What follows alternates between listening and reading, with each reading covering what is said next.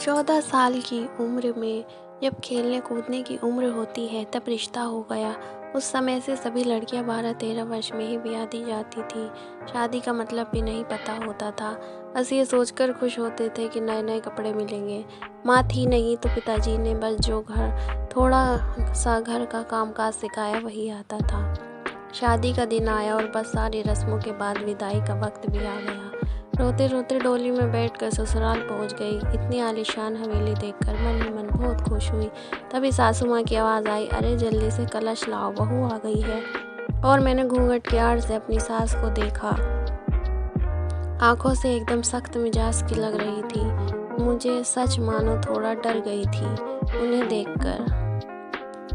सारी रस्में खत्म होते होते रात हो गई। बिस्तर पर लेटते ही नींद आ गई। सुबह सुबह नौकरानी ने आकर जगाया था कि चलो रसोई बनाने की रस्म है। तैयार होकर रसोई में गई और खीर बनाई। सबने तारीफ भी की पर सासू माँ ने कमी निकाल दी। साथ ही साथ हिदायत भी दे दी कि अब बचपन छोड़कर कुछ कामकाज सीख लो। 15 दिन बाद मेरे पति को भी हॉस्टल जाना था क्योंकि वे तब बीए कर रहे थे और अमर भी हॉस्टल चले गए और मैं अकेली रह गई। अपनी सास और ससुर के साथ पढ़ती। बीच बीच में अमर चिट्ठी लिखते थे पर पहले सासू माँ थी, बाद में मेरे पास आती थी। उम्र कम होने की वजह से इतना फ़र्क नहीं पड़ता था। मेरे अकेलेपन का साथी था आम का पेड़। हाँ, वही आम का पेड़ जो हवेली के पीछे के आंगन में लगा था। उस आम के पेड़ के नीचे एक कच्ची मिट्टी का कमरा भी बना हुआ था, पर वो पेड़ फल नहीं देता था, इसलिए सारे हवेली वाले उस पेड़ को बांझ कहते थे। पर मुझे न जाने क्यों उस पेड़ से बहुत प्यार था। जब काम से निवृत्त होकर कुछ फुर्सत के पल मिलते थे तो एक वही पेड़ मेरा साथी होता था। उसको देखते हुए मैं अपनी सारी थकान भूल जाती थी। 2 साल बीत गए और मैं 14 की हो गई। अमर की भी स्नातक की पढ़ाई पूरी हो गई थी। आज अमर वापस आ रहे थे। सासू माँ सुबह से ही तैयारी में लगी हुई थी। खुद ही रसोई में जाकर सारा जायजा ले रही थी। मैं भी बहुत खुश थी कि अब मुझे अकेले नहीं रहना पड़ेगा। 16 श्रृंगार के बाद मैं पूर्ण स्त्री की तरह महसूस कर रही थी। आज माँ का सिंदूर कुछ अलग ही लालिमा लिए हुए था। शायद वह लालिमा मेरे चेहरे पर भी दिख रही थी। तभी तो मेरी सास ने मुझसे कहा था कि जा अपनी नज़र उतरवा ले, अमर आ गए हैं। हवेली की हलचल से पता चल गया था। मुझे खाने पीने से निवृत्त होकर सब आराम करने चले गए। अमर भी कमरे में आ गए थे और मैं बस शर्म से लाल हुई जा रही थी। तभी अमर ने मुझे तोहफा दिया, एक सुंदर लाल साड़ी। पर मेरे लिए तो अमर का वापस आना ही सबसे बड़ा तोहफा था। हमने ढेर सारी बातें की जिनमें कुछ शिकायतें थी, कुछ प्यार था। समय बीतता गया और 2 साल कैसे बीत गए पता ही नहीं चला।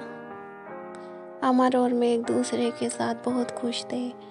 एक दिन अचानक पता चला कि मेरे पिताजी बहुत बीमार हैं। अमर मुझे लेकर तुरंत रवाना हो गए।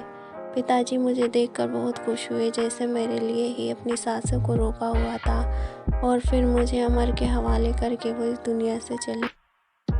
भीगी आंखों से अपने पिताजी को विदा किया। अब मेरा सब कुछ अमर और उसका परिवार ही था। समय गुजरता गया और अमर ने अपनी लॉ की पढ़ाई भी पूरी कर ली और अब वो सरकारी वकील कहलाने लगे थे। पर भगवान ने मुझे अभी संतान सुख नहीं दिया था। अभी तो सासू माँ तभी ज़बान में बोलती थी, पर धीरे धीरे उन्होंने अपना रुख कड़वा कर लिया। अमर बहुत व्यस्त रहते थे अपने काम में, सो वो मेरे पीछे सारा दिन पड़ी रहती। धीरे धीरे सारे गांव में ये बात फैल गई कि हवेली की बहू बांझ है। तीर की तरह चुभता था ये शब्द, पर कुछ नहीं कह पाती थी, सिर्फ आंसू से दिल हल्का करती थी। अमर मुझे दिलासा देते थे, पर लोगों का व्यवहार अंदर ही अंदर मुझे खोलता कर रहा था। अभी मेरी उम्र ही क्या थी, सिर्फ 19 और लोगों ने मुझे बांझ बना दिया। बचपन से ही शरीर से दुबली पतली थी मैं, फिर माँ के मरने के बाद ठीक से पालन पोषण भी नहीं हो पाया था। एक दिन अमर जब दोपहर के खाने पर घर आए तो सासू माँ ने फरमान सुना दिया कि हम अमर की दूसरी शादी करेंगे। उफ, इतना बड़ा धोखा अमर कैसे दे सकते हैं मुझे। नहीं, ऐसा नहीं हो सकता। बत्ती बुझा दो, मुझे सोना है। अमर, कुछ बात नहीं करनी है आपसे। मैं थक गया हूँ धानी, मुझे सोने दो। अमर, क्या आप दूसरी शादी करेंगे? धानी, मैंने कहा ना सोने दो, मुझे थक गया हूँ मैं तुम सब लोगों की चिक चिक सुनते सुनते। उधर माँ है और उधर तुम, परेशान हो गया हूँ मैं, मन करता है आत्महत्या कर लूँ। नहीं अमर, ऐसा मत कहिए, धानी ने अमर के मुंह पर हाथ रखते हुए कहा। अलावा आप कौन है? मेरा धानी करवट लेकर सारी रात आंसू बहाती रही और जब सुबह उठी तो एक टूटी हुई औरत बनकर, जो मजबूर होकर हर चीज़ से समझौता कर लेती है। सारी रात यही सोचती रही कि शायद अमर ने भी मौन स्वीकृति दे दी है दूसरी शादी के लिए, पर उसे ये मालूम था कि उसकी माँ ने किस हद तक उसे मजबूर किया है दूसरी शादी के लिए। 1 महीने के अंदर ही अमर की दूसरी शादी गेंदा से हो गई। गेंदा अमर की माँ की दूर के रिश्तेदार की बेटी है। धानी अपना सामान उस पूछे वाले कमरे में ले आई। आज से गेंदा इस कमरे में रहेगी अमर के साथ, सासू माँ ने हाथ नचाते हुए कहा। कैसे छोड़ दूँ ये कमरा? नहीं, ये मेरा कमरा है, जिसे जहाँ जाना है जाए। पर फिर ख्याल आया कि जो ब्याह कर इस घर में लाया था, जब वही मेरा नहीं है तो ये कमरा कैसे मेरा हो सकता है? ऐसा सोचते हुए आंखों में आंसुओं का सैलाब उमड़ पड़ा। सिंदूर की डिब्बी और कुछ लेकर उस कच्ची मिट्टी के कमरे की तरफ बढ़ गई। सामान एक कोने में रखकर खिड़की पर बैठ गई और उस आम के पेड़ को देखते हुए उसको निहारने लगी। इससे कुछ कम हो जाएगा, किस्मत कहूँ या कुछ और की। आज मेरी हालत भी इस पेड़ की तरह हो गई है, अकेला बेसहारा, जैसे ये अभी तक अपने अस्तित्व को बचाने में सफल रहा है। क्या मैं इसकी तरह अडिग और मजबूत रह सकूंगी, या फिर किसी कमजोर लता की तरह मुरझा जाऊंगी और अपना अस्तित्व खो दूंगी? नहीं, ऐसा नहीं होगा। मैं मजबूर रहूंगी। जब ये बेजुबान पेड़ सबसे लड़ सकता है तो मैं क्यों नहीं? विचार श्रृंखला से बाहर आते ही मैंने अपने आप को संभाला और हर स्थिति से लड़ने के लिए तैयार किया। दिन गुजरते गए और मैंने घर के कामों में अपने आप को व्यस्त कर लिया। अपनी कोठरी के आसपास खूब सारे पेड़ लगाए और बाकी बचे हुए समय में उन पेड़ों की देखभाल करने लगी। साथ ही उस आम के पेड़ की खास देखभाल करती थी। गेंदा एक सुलझी हुई लड़की है। वो जब भी मुझसे बात करने के लिए आती, मेरी माँ उसे बहाने से बुला लेती। अमर पहले से भी ज़्यादा व्यस्त रहने लगे थे। मुझसे बात तो करते थे, पर एक पछतावा हमेशा उनकी आंखों में दिखता था। शायद मेरी यह हालत देखकर बुरा लगता था, पर उन्हें माँ के खिलाफ जाने की हिम्मत नहीं जुटा पाते थे।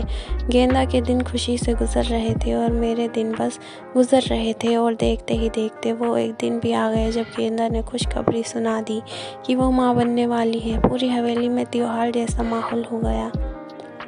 सारे नौकरों में तोहफे बांटे जाने लगे। मैं भी बहुत खुश थी कि चलो अच्छा है, अब घर में एक नया भी मेहमान आएगा। शायद मेरी ज़िंदगी का सूनापन।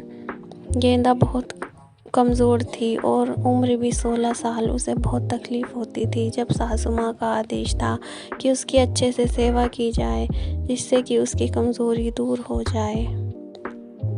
सारी देखभाल के बाद भी गेंदा का वज़न कुछ खास नहीं बढ़ रहा था। एक दिन चिंतित होते हुए मैंने अमर गेंदा को शहर में किसी अच्छे डॉक्टर को दिखा लाओ, पर सासू माँ ने कहकर मना कर दिया कि हमारे भी बच्चे घर पर ही हुए हैं। और अमर की वही पुरानी आदत कि अपनी माँ के खिलाफ वो आज भी नहीं जा सकते थे। एक दिन गेंदा की तबीयत कुछ खराब होने लगी। उसकी सांस बहुत फूल रही थी। घबरा कर मैंने गाँव के वैद्य जी को भेजा। वैद्य जी ने आकर कुछ दवाइयाँ दी और खून की कमी भी बताई। और जब मैंने अमर को ये सब बताया तो सासू माँ ने मुझे गेंदा से दूर रहने का आदेश दे दिया, यह कहकर कि एक बांझ की छाया भी नहीं पड़नी गेंदा पर। खैर, मुझे गेंदा से दूर कर दिया गया और मैं फिर से अपनी कोठरी में अकेली सारा दिन बंद रहने लगी। या ये कहूँ कि अंदर ही अंदर मैं खुद भी डर गई थी, कहीं सचमुच मेरी वजह से गेंदा को कुछ न हो जाए। कुछ दिन बाद रात में नौकरों का शोर शराबा सुन के मैं आंगन की तरफ भागी तो देखा गेंदा के प्रसव का समय आ गया था। गांव की बूढ़ी औरतें और दाइयों को बुलाया गया। पूरी हवेली में हलचल का माहौल था। मैंने अमर की तरफ देखा, बहुत डरे हुए लग रहे थे। मैं उनके पास गई और उन्हें थोड़ा धैर्य रखने को कहा। थोड़ी देर में बच्चे की किलकारी गूंजने लगी। हम सभी की खुशी का ठिकाना नहीं था, पर तभी काकी ने बाहर आकर बताया कि गेंदा की कमजोरी और खून की कमी के कारण वो गेंदा को बचा नहीं पाए। बेटी को जन्म देते ही गेंदा का देहांत हो गया। हाय, पोते का मुंह नहीं देख पाई और मैं अब कैसे मेरा वंश चलेगा। सासू माँ का विलाप सारी हवेली में गूंज रहा था। छोटी दूध मुँहे बच्ची को देखकर मेरा कलेजा मुंह को आता था। ऐसा लगता था वो मैं ही हूँ। मैंने उसे कलेजे से लगा के रखा। जिसकी माँ नहीं होती वो बच्चे कुछ ज़्यादा ही समझदार होते हैं। शायद ज़रा भी परेशान नहीं करती थी वो मुझे, बस दूध पीते ही सो जाती थी। सासू माँ का वही राग चलता रहता था कि लड़कियों से वंश नहीं चलता है, पर अब शायद किसी को फ़र्क नहीं पड़ता था। अमर अब पहले से खुश रहने लगे थे। ऑफिस से आते ही मेरे कमरे में आते और गुड़िया को खिलाते। मुझे भी अमर को खुश देखकर अच्छा लगता था। साल बीत चुका था गेंदा को गए हुए और गुड़िया को आए हुए। आज गेंदा की बरसी है। हवेली में छोटी सी पूजा रखवाई है। मैंने पंडित जी के आते ही सासू माँ के प्रश्न किया कि क्या मैं जीते जी पोते का मुंह नहीं देख पाऊंगी, और पंडित जी ने उनके लिए कुछ गृह शांति के उपाय बताए। सासू माँ जल्दी पंडित जी को हवेली दिखाने और सारी हवेली की शुद्धि कराने मेरी कोठरी के पास भी गई और पंडित जी को 5 पेड़ भी दिखाया। पेड़ देखते ही पंडित जी का मुंह बन गया और उन्होंने कहना शुरू कर दिया कि इसी मनुष्य पेड़ की वजह से हमारे घर में बेटा नहीं है। जितनी जल्दी हो सके इसे कटवा दो। और सासू माँ ने तुरंत नौकरों को बुला लिया कि आज इस पेड़ को काट ही डालो। मुझे कुछ समझ ही नहीं आ रहा था कि मैं क्या करूँ, कैसे अपने सुख दुख के साथी को बचाऊँ। जैसे हुए कुल्हाड़ी लेकर पेड़ काटने आगे बढ़े तो मैं फुर्ती से भागकर उस पेड़ से लिपट गई और विनती करने लगी कि पेड़ को छोड़ दो, पर वो लोग नहीं मान रहे थे। मैं रोती जा रही थी पर किसी को तरस नहीं आ रहा था। तभी किसी ने मुझे खींच कर धक्का दिया और मेरा फिर सर पत्थर से टकरा गया। सिर से खून की धार निकल रही थी। ये देखकर अमर से हो रहा नहीं गया और उन्होंने सबको वहाँ से हटा दिया और तुरंत मुझे हॉस्पिटल ले गए। मरहम पट्टी के बाद मुझे कुछ होश आया। डॉक्टर साहिबा सामने खड़ी थी और अमर को कुछ समझा रही थी।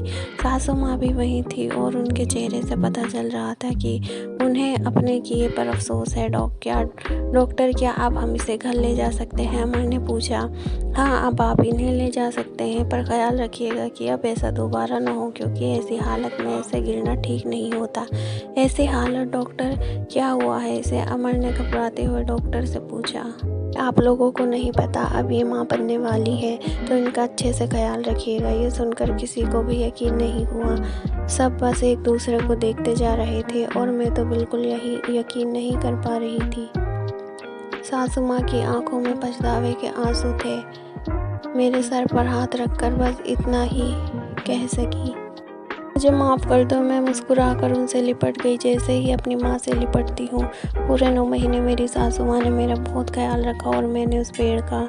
आज मेरी डिलीवरी होनी थी। सासू माँ समय से पहले मुझे अस्पताल ले गई ताकि जो गलती उन्होंने गेंदा के समय की थी वो अब न हो। बधाई हो, आपके पोता हुआ है। नर्स ने सासू माँ को खबर सुनाई और सासू माँ ने हाथ से अंगूठी निकाल कर नर्स को दी। वो खुश थी, पर इस वजह से नहीं कि पोता हुआ है, बल्कि इस बात पर कि मैं बिल्कुल ठीक हूँ। हवेली में धूमधाम थी, सब खुश थे। हमारा सारा परिवार पूर्ण हो गया था बेटी और बेटे के आने से। और एक खुशी कहीं और भी पनप रही थी। वो शाम के पेड़ में फल आ रहे थे। शायद हम बहुत जल्दी चिंता करने लगते हैं फल मिलने की।